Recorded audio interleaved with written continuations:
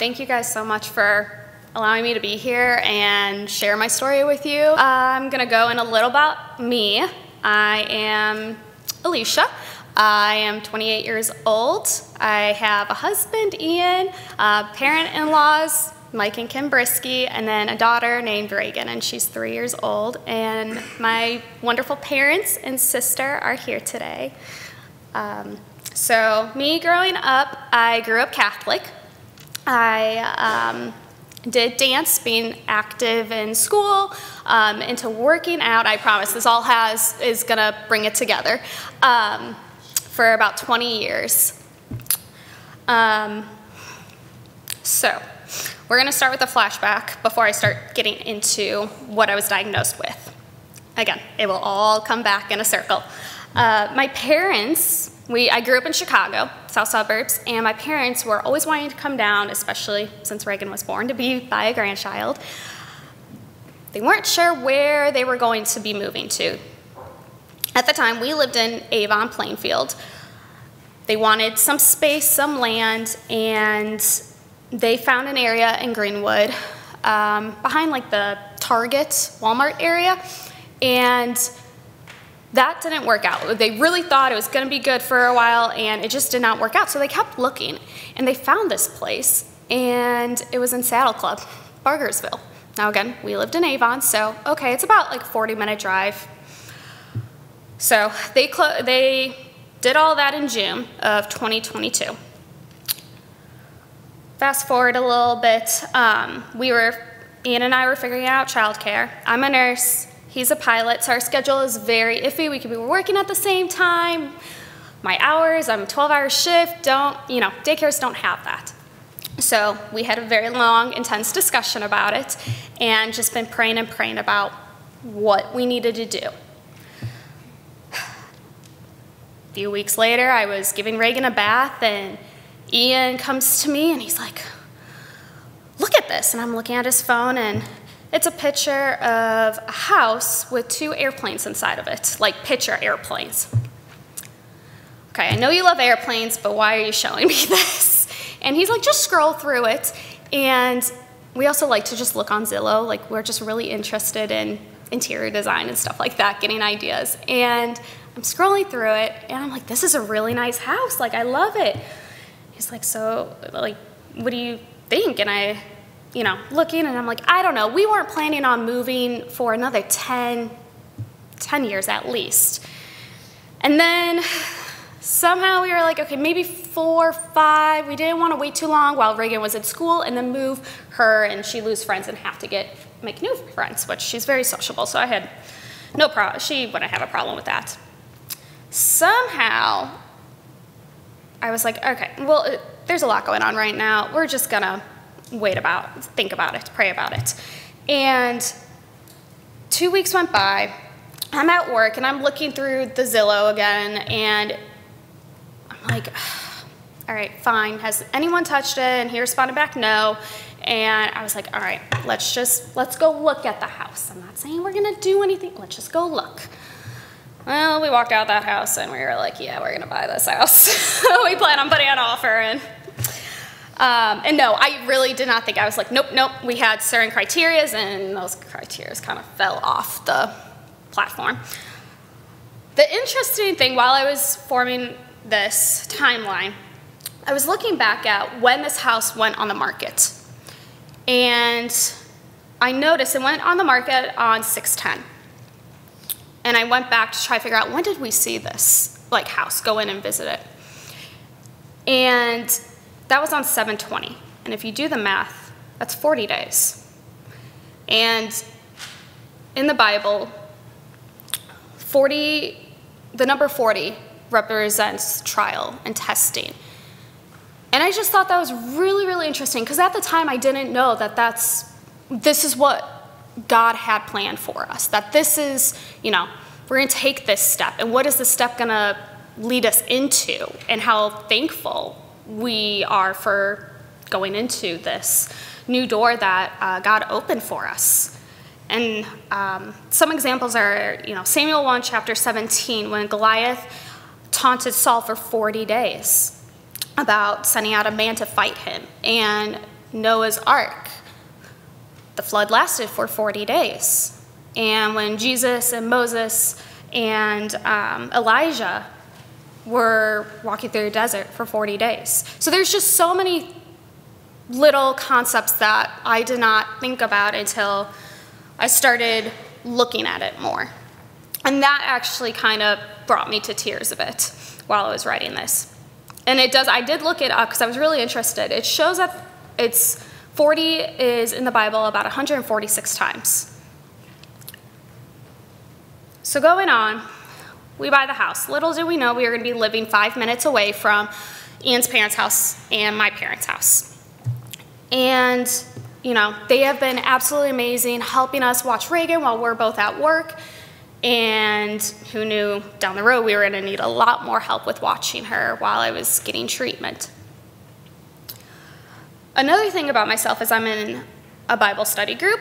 At my other church, which they just started, we're actually going from the beginning of the Bible to the end of the Bible during this women's study, and it's been very interesting. I actually prayed about, you know, having some kind of Bible study in our church because we really didn't have a whole lot going on with, you know, I want to dive deeper into prayer, into the Bible, and starting the beginning of January, we started a Bible study, and that has been great. So, now going into this, starting in November, I started having sinus infections and headaches, and during that time, I usually get like bad allergy, so I was blowing it off, whatever, got an antibiotic, okay. That was around Thanksgiving time. Around December, I got sick again, and I'm like, okay, what the heck? I'm going to the doctor again, maybe I need a stronger antibiotic. They gave me another antibiotic. Kept going, was fine for a bit, started my Bible study, and then I got sick again. And yes, I work in pediatric ICU, so those kiddos have lovely germs. And I have gotten sick with, you know, working there, but not this often. So now going into January 25th. I'm still, you know, I didn't go to the doctor at that point in January when I got sick because it just lasted a couple days and I was like, okay, we're done. I went to my OBGYN just for a checkup and something didn't feel right. And he told me, you know what, you're kind of underweight. And I was down to 92 pounds. My average is about 100. As a kid, I've never been able to break 100 pounds. I just haven't, no matter how much I eat. And I eat like everything, like candy, everything, chocolate. I've got a sweet tooth. So he said, you know, let's check some labs, see what's going on. Well, the labs I checked were more my thyroid labs. That all looked great. Okay. February 3rd, I got sick again. And sorry, let me go back to the other doctor's appointment. When I made that appointment, that was the day we had that horrible like snowstorm, and it was only one day in January, and they like canceled everything. So I'm at work, they called me and they were like, hey, we're canceling your appointment because of the snowstorm. And I was like, no, I really need to get in, like praying to God. Like I was so upset at work, and I called them back the next day. I was like, do you guys have any openings, blah, blah, blah. They were like, if you want to come in the snowstorm and, you know, see us here in the next 2 hours, you can. And I was like, okay, put me down, because you can't get in for like 3 months, I feel like, or more. So I'm saying, all right, Kim and Mike took Reagan, went there, got tested, all that stuff. So then February 3rd, I felt sick again. And again, I knew, I was like, I'm going to have to go to immediate care again. I really didn't want to. I love my primary physician. She listens to me. I just want to get in. I knew something wasn't right. And I called and asked if they had an appointment, and surprisingly they did that day. And I was shocked. So I went to my appointment, told her my concerns about the sinuses, and she's like, there's nothing really we can do. We'll get a chest x-ray to see if something's going on. And then I mentioned to her about my weight. I said, my other physician is really concerned about my weight. And she said, okay, well, you haven't had labs since Reagan. Maybe you're anemic. I was like, okay. So she's like, let's just get some labs and see what's going on. And the biggest thing about this is we wanted to have more kids. We want to have more kids. And it just wasn't the right timing. As much as my plan was, we were gonna, have Reagan, wait a couple of years, have kids, go on with life. But that was my plan. That wasn't God's plan. And at the time, I didn't know it, and I was really, really mad. So I go get my chest x-ray done, and I could kind of see out of the corner of my eye the screen, and I saw something on it, and you're really not supposed to be asking and looking at it, but as a nurse, I like to just kind of peek a little bit. And I looked, and straight to my mind, I was like, do I have cancer? Do I have lung cancer? Which I don't fit any of the criteria for it, but nowadays I feel like a lot of people don't fit criteria for certain cancers. I was driving home, it passed through my mind again, and I just kind of blew it off. I was like, no, it can't be, whatever. Reagan and I were having dinner. Ian was out of town at the time for training, and around 5 p.m. we were eating. Reagan takes about an hour to eat. Then we cleaned up, and we have one of the Ring cameras by our TV, and Reagan goes, it's Daddy. She knows it's Daddy because it'll light up. And I'm washing dishes, and I can't hear him. And she goes, look, it's Daddy, it's Daddy. And I'm like, okay, and I look at it, the camera, I'm like, I can't talk right now. I'm trying to clean up. We'll talk later. And I turned off the sink and I heard him. He's like, no, you got to call me now. I said, okay. I called him. And before I called him, I noticed I had a couple missed calls from my IU Health primary physician. Again, this is 6 p.m. We don't call after 4 p.m. if there's something wrong. So my heart is starting to race. I call Ian. He's like, hey, this nurse is trying to get a hold of you. She can't. She called me. She's going to be calling you back. Please answer. So I did. And I can log onto my portal. I can see everything. So while she's talking to me, asking me these questions, I'm going through and I look at my results. And I didn't even know what to think at the time besides you have cancer, because I see those results in a lot of my patients, and that's what they have. Now, there's other things it could have been, but for the worst situation, your brain just goes to the worst situation possible. So, doctor finally gets a hold of me, and she says, I'm very concerned. I've already referred you to a hematologist. They are going to be calling you here in the next hour.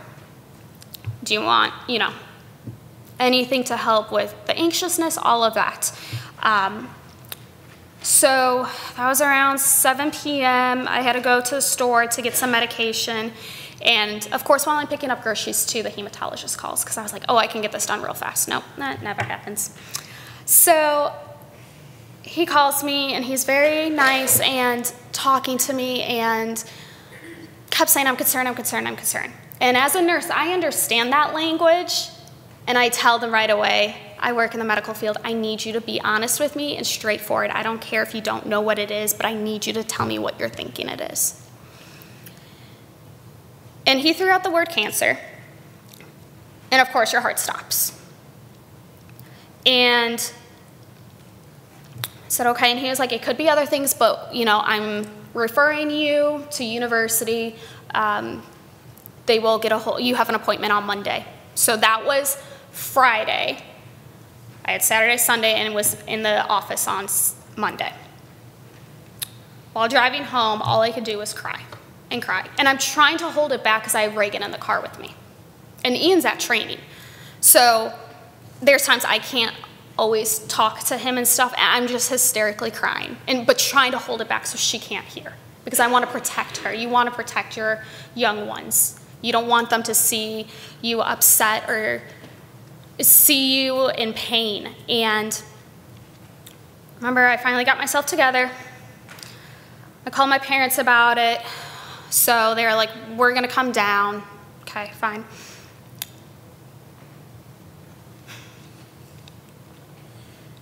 I put her to bed that night. And we have a routine. We read a book, we pray, and we listen to music. And as I was listening to music, I just couldn't help myself but cry. And just tears. And she looks at me and she says, "It's okay, Mommy. It's okay. Everything will be okay." She didn't ask why I was crying. She just comforted me. I was crying because I didn't want her to lose her mom. I didn't want my husband to lose a wife. I didn't want my family to lose a daughter, a sister. I had no idea what was in store for me. I got some more labs the next day. On Monday, I went to the doctor, and again, same thing. He told me, we're not sure, did a bone marrow biopsy. He couldn't see because I didn't have enough blood to get out to be able to look at that test and see what it was. So I was still, undiagnosed. And I remember sitting there crying to him, telling him I understand, you don't want people coming back and saying, you said this. And I said, I need you to be honest with me to ease me because my medical brain is going to the worst situation. And he told me between two things. He said APL, which is the acute promyelolytic leukemia, or aplastic anemia. I said, okay. So we were just praying that they said that it could take up almost to a week to get these results back. We were just praying and praying that, they would show something, show us the best case scenario. And that next day, so that was Monday, Tuesday, we were over at Kim and Mike's house, and thankfully Reagan was down for a nap and they called me, which again I was surprised because labs usually take forever. And he gave me that diagnosis, and I didn't know what to think at the time. My mind was more of, hey, what's the plan? When are we getting this started? What are my symptoms going to be? And the two things I was worried about, which, looking back, I don't know why I was so worried about this one, but my hair. With most chemo treatments, you lose your hair. And thankfully for me, I didn't have to have chemo. They categorize it as chemo, but it's not chemo. So that's why I'm able to keep my hair.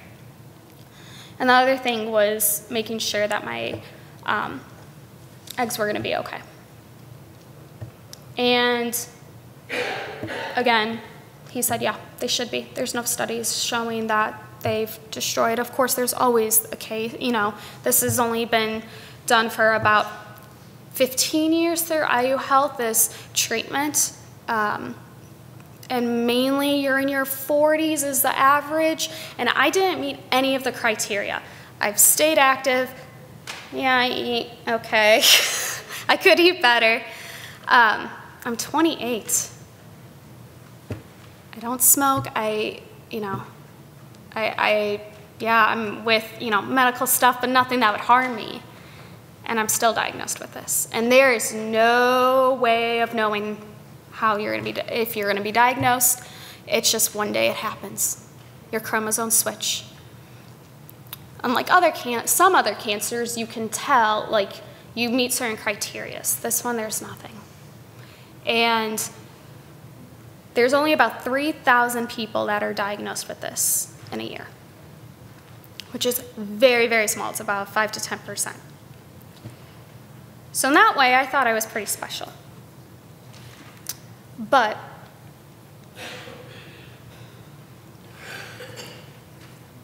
the weird thing about this entire thing, I never, besides me being upset about more of what's going to happen to me because of other people, I wasn't nervous somehow about being diagnosed with this. I wasn't nervous or scared or super anxious about what my life is going to be like, what, about this cancer, unlike other cancers where people just worry and worry and worry. I was just calm. I felt calm. I felt comfort somehow. And that's just not by coincidence. That's God. And he is there to protect you and comfort you, because he opens doors and he always helps you. But whenever bad things happen, that's not God. There are tests, but God is the only one that can help you through that. And back during my Bible study, I would hear these women talk about their different tests that God put them through, and I'm not going to repeat any of them, but some of them, I would never want to be in that situation. And I felt like when they got to me, I was like, not passing a nursing class? Like, that was my test. I've had a great, blessed life, amazing family. So going home that night back in Bible study, I said, God, please give me something. Give me a test that I can share with people or, get through. Be more with you and have you help me through this. And who knew that this was going to be a test for me? Who knew that I would lean into God more than ever in my entire life with this? And that's what my mom was like, how are you so calm during this? How are you okay? And I said, yeah, I'm okay. Are you okay? I want to make sure everyone else was okay, because I knew I was going to be okay. Yeah, there's symptoms, there's different things, but, and there's times, there's days, I'm like, oh, I'm done with this. I don't want to be here anymore in this situation. But there's a reason for it. I know God's going to keep helping me and is the only one that can give me the strength to get through this. And he has. It's been great. And with all your prayers, I have felt them. I've been so blessed that my symptoms have been so minimum.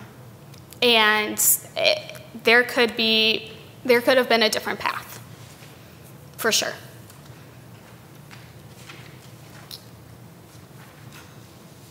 My one verse that I started memorizing while I was in the hospital was Isaiah 41:10.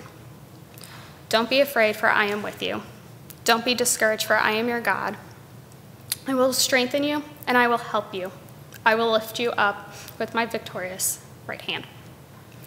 And that just comforted me. Because being in Sunday school, we never memorized verses. We never, we had our prayers. But there's something about a verse that really helps comfort you and puts you at peace. And that was my one lesson that I learned from a bunch of women at my Bible study, was to take verses, memorize them, because now the Bible's on our phone and it's easy access. But while I was getting my bone marrow biopsy, I didn't have a chance to whip out my phone and whip out my Bible and start saying verses to help me.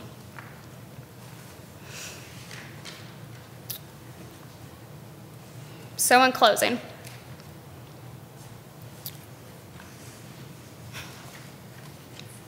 God is bigger than any kind of fear.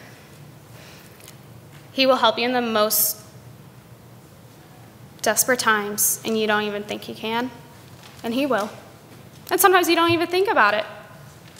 And you have to kind of step away from that situation and just bring yourself back and say, God, you've got this. It's out of my control.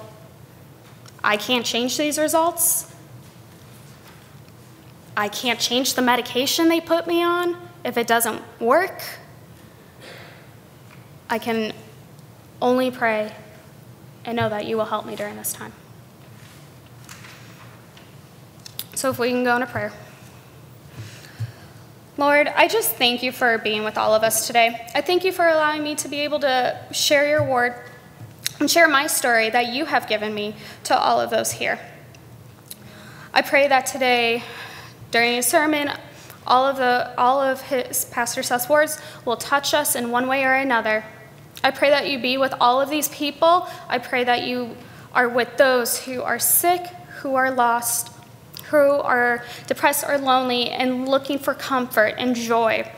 And I raise those people up to you and any of those here who are fighting through some situation, and just ask you to put a hand on them and speak to them and let them know that you are there for them and that you will take care of all of their worries. I pray that everyone gets home safely today and enjoys this beautiful weather. And I pray for all of those who have just loved on me and prayed for me, especially this church. In Jesus' name, amen. Thank you all. Amen.